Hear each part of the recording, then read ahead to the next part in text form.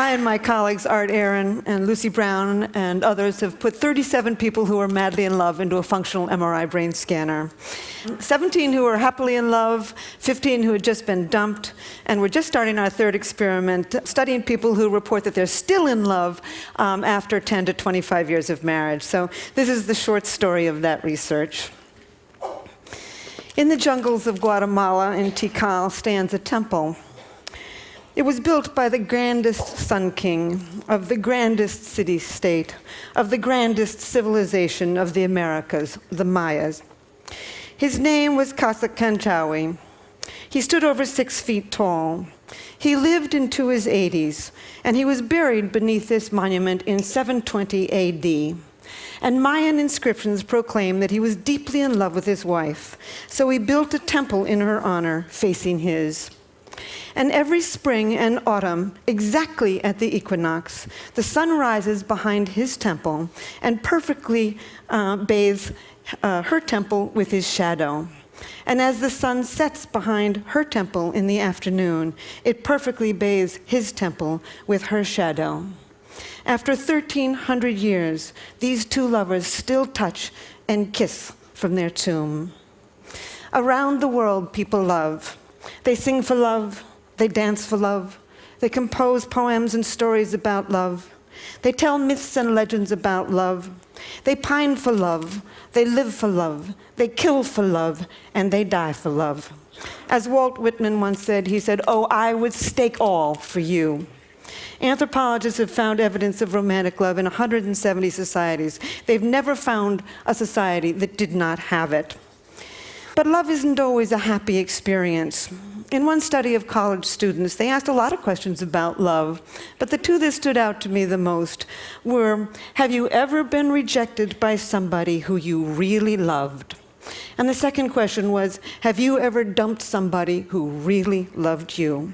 And almost 95% of both men and women said yes to both. Almost nobody gets out of love alive.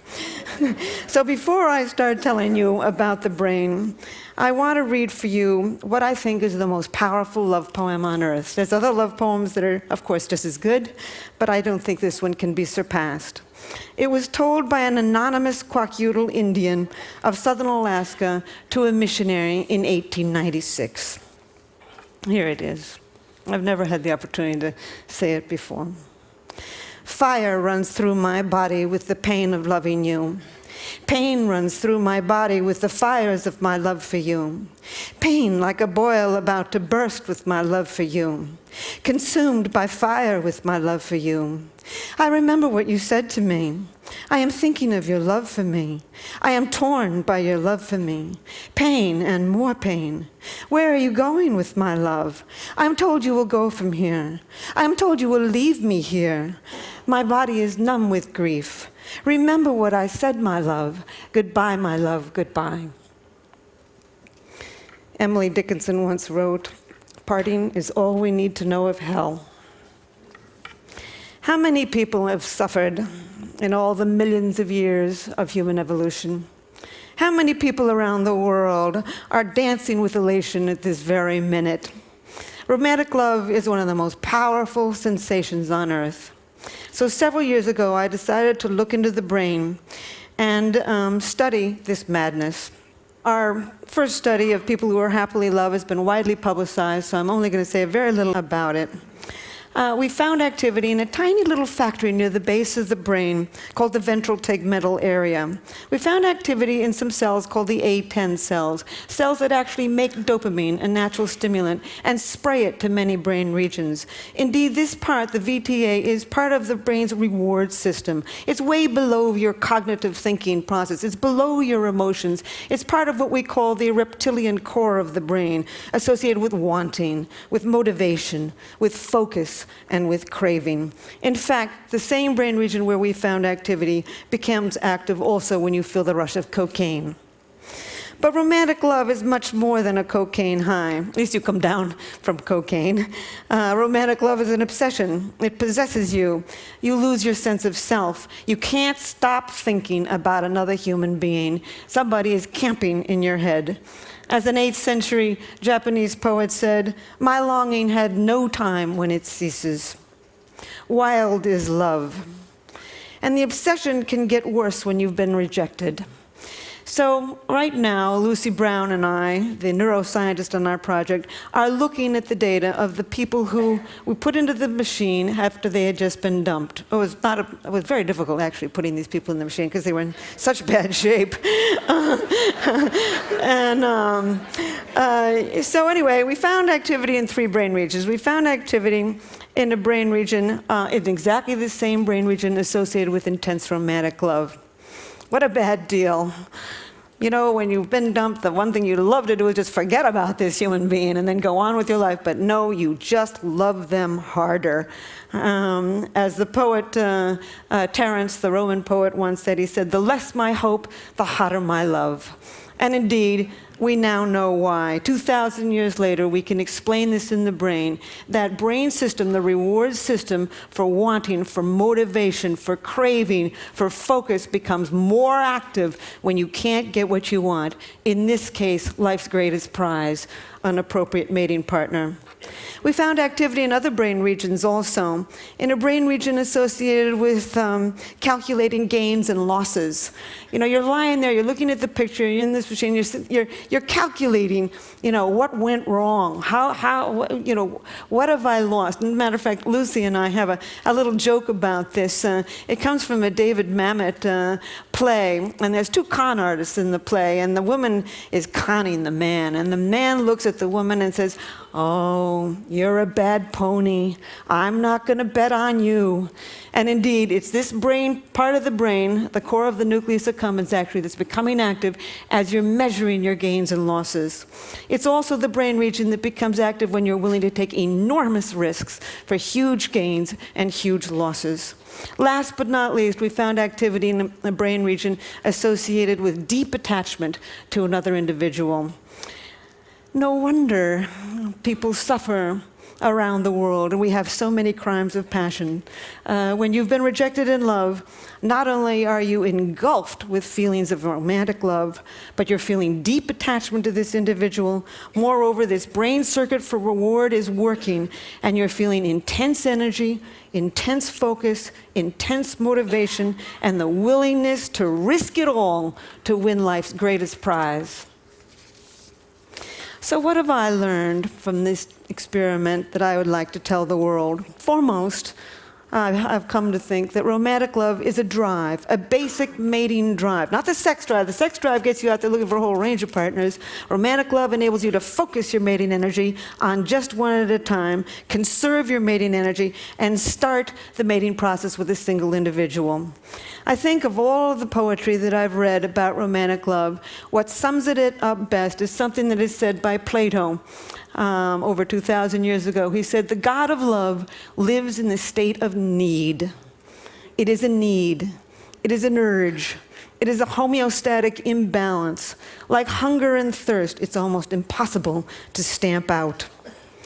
I've also come to believe that romantic love is an addiction, a perfectly wonderful addiction when it's going well, and a perfectly horrible addiction when it's going poorly. And indeed, it has all of the characteristics of an addiction. You focus on the person, you obsessively think about them, you crave them, you distort reality, your willingness to take enormous risks to win this person. And it's got the 3 main characteristics of addiction. Tolerance, you need to see more and more and more. Withdrawals, and last but not relapse. I've got a girlfriend who's just getting over a terrible love affair. It's been about 8 months. She's beginning to feel better. And she was driving along in her car the other day, and suddenly she heard a song on the car radio that reminded her of this man. And she, not only did the instant craving come back, but she had to pull over the road, from the side of the road, and cry. So one thing I would like the medical community and the legal community and even the college community to see if they can understand that indeed romantic love is one of the most addictive substances on earth. I would also like to tell the world that animals love. There's not an animal on this planet that'll copulate with anything that comes along. Too old, too young, too scruffy, too stupid, and they won't do it. Unless you're stuck in a laboratory cage, you know, if you spend your entire life in a little box, you're not going to be as picky about who you have sex with. But I've looked in 100 species, and everywhere in the wild, animals have favorites. As a matter of fact, ethologists know this. There's over eight words for what they call animal favoritism, selective proceptivity, mate choice, female choice, sexual choice. And indeed, there are now 3 academic articles in which they've looked at this attraction, which may only last for a second, but it's a definite attraction, and this either the same brain region, this reward system, or the chemicals of that reward system are involved. In fact, I think animal attraction can be instant. You can see an elephant instantly go for another elephant, and I think that this is really the origins of what you and I call love at first sight. People have often asked me whether what I know about love has spoiled it for me. And I just simply say, hardly. You can know every single ingredient in a piece of chocolate cake, and then when you sit down and eat that cake, you can still feel that joy. And certainly I make all the same mistakes everybody else does too. But it's really deepened my understanding and compassion, really, for all human life. As a matter of fact, in New York, I often catch myself looking in baby carriages and feeling a little sorry for the tot. And in fact, sometimes I feel a little sorry for the chicken on my dinner plate when I think of how intense this brain system is. Our newest experiment is been hatched by my colleague Art Aaron, putting people who are reporting that they are still in love in a long-term relationship into the functional MRI. We've put 5 people in so far, and indeed we found exactly the same thing. They're not lying. They basically, the brain areas associated with intense romantic love still become active 25 years later. There are still many questions to be answered and asked about romantic love. The question that I'm working on right this minute, and I'm only going to say it for a second and then end, is why do you fall in love with one person rather than another? The reason I never would have even thought to think of this, but Match.com, the internet dating site, came to me 3 years ago and asked me that question. And I said, I don't know. I know what happens in the brain when you do become in love, but I don't know why you fall in love with one person rather than another. And so I've spent the last 3 years on this, and there's many reasons that you fall in love with one person rather than another that psychologists can tell you. And we tend to fall in love with somebody from the same socioeconomic background, the same general level of intelligence, the same general level of good looks, the same religious values. Your childhood certainly plays a role, but nobody knows how. And that's about it. That's all they know. No, they've never found the way 2 personalities fit together to make a good relationship. So it began to occur to me that maybe your biology pulls you towards some people rather than another. And I have concocted a questionnaire to see to what degree you express dopamine, serotonin, estrogen, and testosterone. I think we've evolved 4 very broad personality types associated with the ratios of these 4 chemicals in the brain.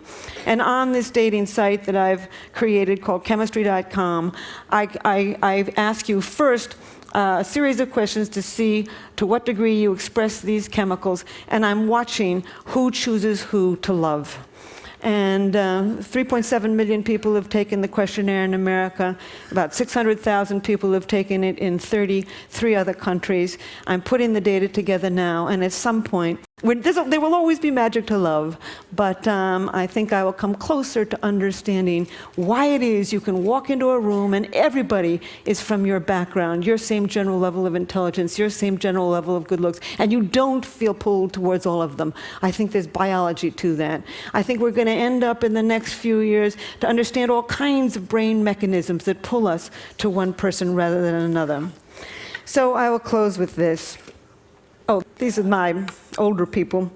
Faulkner once said, "The past is not dead. It's not even the past." Indeed, we carry a lot of luggage from our yesteryear in the human brain. And so there's one thing that makes me pursue my understanding of human nature. And this reminds me of it. These are two women. Women tend to get intimacy differently than men do. Women get intimacy from face-to-face talking. We swivel towards each other. We do what we call the anchoring gaze, and we talk. This is intimacy to women. I think it comes from millions of years of holding that baby in front of your face, cajoling it, reprimanding it, educating it with words. Men tend to get intimacy from side-by-side doing. As soon as one guy looks up, the other guy will look away. I think it comes from millions of years of standing behind that bush, sitting behind the bush, looking straight ahead, trying to hit that buffalo in the head with a rock. I think for millions of years, men faced their enemies. They sat side by side with friends. So my final statement is, love is in us. It's deeply embedded in the brain. Our challenge is to understand each other. Thank you.